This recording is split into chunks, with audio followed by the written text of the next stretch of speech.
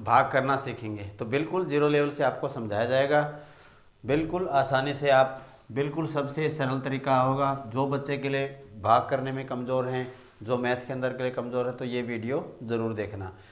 तो चलो हम अपने टॉपिक की तरफ चलते हैं। तो सबसे पहले हम अंक लेते हैं। जैसे हमारे पास 4 आता है, तो अगर हम 4 को अगर हम 2 से भाग करेंगे, हम 4 को अगर हम 2 से भाग करेंगे तो 2 की टेबल हम कहाँ लग पड़े, 2 एकम 2, 2 दूनी 4। तो अगर हम 2 की टेबल 2 लग पड़ते हैं तो 2 दूनी 4 होता है। उसके बाद हमारे पास कोई संख्या है तो हमारे पास यहाँ 0 बचती है। तो अगर ऐसी संख्या आती है तो उसको हम ऐसे भाग करेंगे। अगर जो संख्या 2 से भाग हो जाए, 3 से भाग हो जाए, अगर हमारे पास 6 आता है, अगर हम 6 को 3 से भाग करेंगे, 6 को हम 3 से भाग करेंगे तो 3 की टेबल, हम 3 की टेबल में ये देखते पहले हम 6 होता है कि नहीं होता है, तो 3 की टेबल में 6 होता है। तो 3 की टेबल हम कहाँ लग पड़े, 3 की टेबल हम 2 लग पड़ेंगे, 3 दूनी 6, तो हमारे पास यहाँ इसके अंदर भी 0 बचेगा। तो उसके बाद हम अगले क्वेश्चन की तरफ चलते हैं।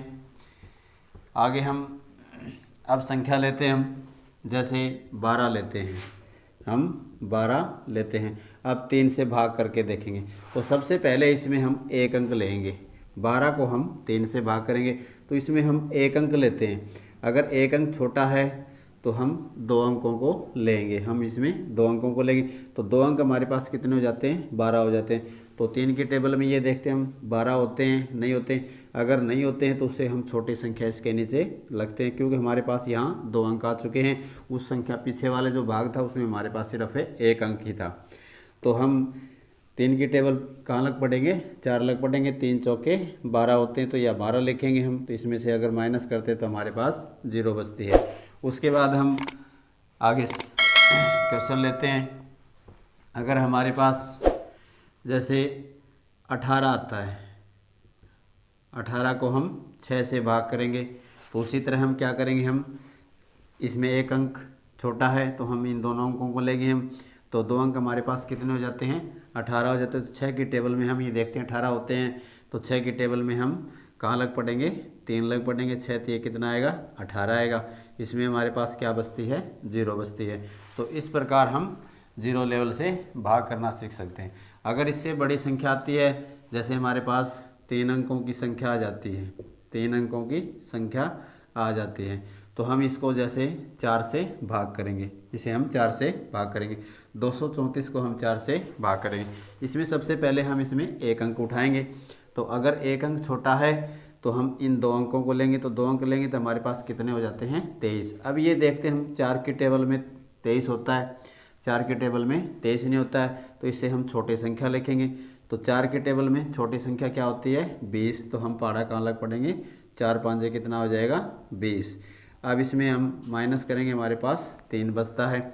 ऊपर की संख्या को हम नीचे उतारते हैं 4। अब हमारे पास संख्या हो चुकी है 34। अब 4 की टेबल में देखते हैं हमारे पास 34 होते हैं। अगर नहीं होते तो इसी तरह हम क्या लिखेंगे, यहाँ छोटी संख्या लिखेंगे। तो 4 का पहाड़ा हम 8 लग पड़ेंगे, 4 8 32।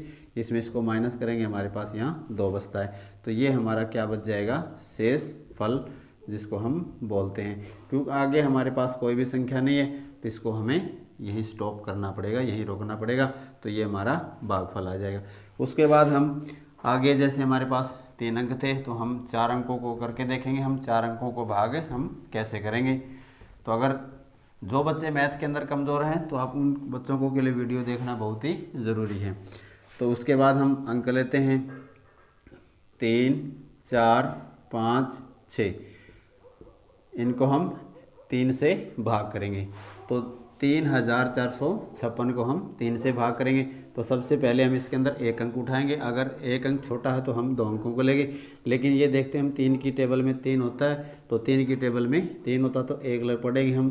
3 एकम 3 माइनस करेंगे, हमारे पास यहाँ 0 बचती है। ऊपर की संख्या को हम नीचे उतारते हैं।